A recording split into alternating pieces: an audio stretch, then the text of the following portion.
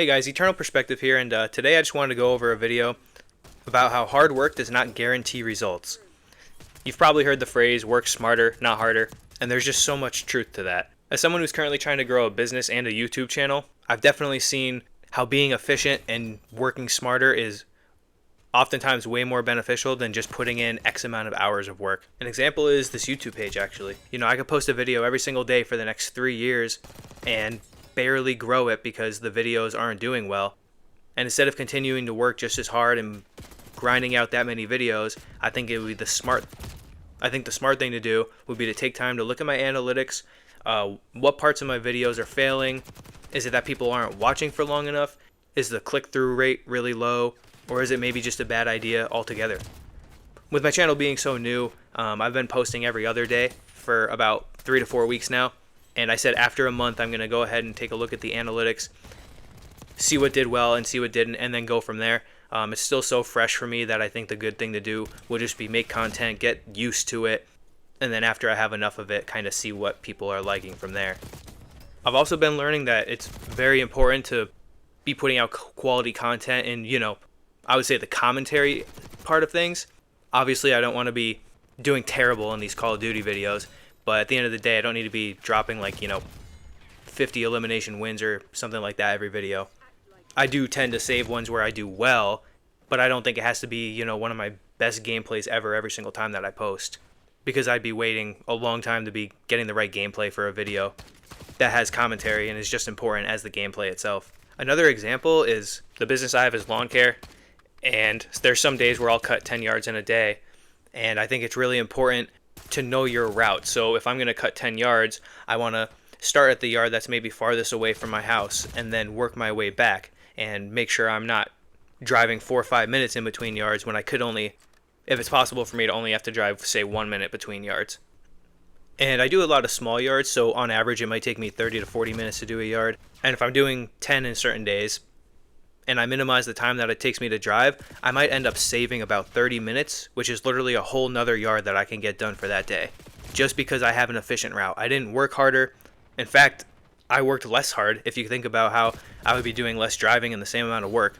So that's just a big example for me. I think working smarter is so much more important than working hard. But I also want to say that this doesn't mean not to work hard. Obviously, I have put in a lot of hard work to grow the business to where I have it. But if there's something that you can do to be more profitable and put in less effort, 9 times out of 10, that's probably the right idea. Now, the other side of things, how I had to learn the hard way.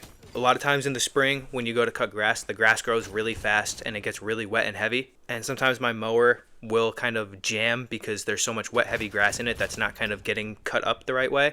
And there were times where I would just be so frustrated and I would just keep pushing through. But instead, sometimes it might be smarter to add a bag attachment to my mower that I already have. And I would have to be dumping this bag every so often. But in the long run, it's probably still going to save me time at that yard to, dump the bag in a garbage can or whatever.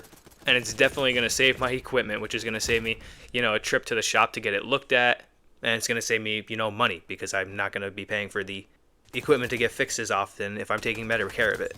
I also just, for some reason, it's like the yards that I use a push mower for, I'll find myself pushing it and then it's self-propelled so it can go up to a certain speed. And it's like I'll be pushing it and it'll be going as fast as it can to try to get it done as quickly as possible. And I'll just be exerting this force when it's going the same speed as if I was just walking behind it. And that's something that I've had to learn because, that would tire me out a lot quicker, obviously. It's going to stress me out more and I'm not going to get any more work done. So in that regard, working smarter would be just understanding how fast the mower can go and just getting it done in the amount of time it takes.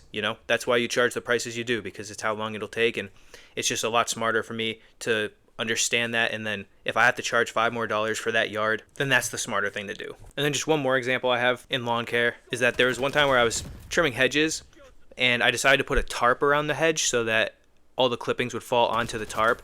And then you could just kind of bunch up the tarp, put in a can, and it's pretty easy that way. Or so I thought. I quickly learned that when you go to pick up the tarp, it would just be falling off anyway, and it was kind of a mess.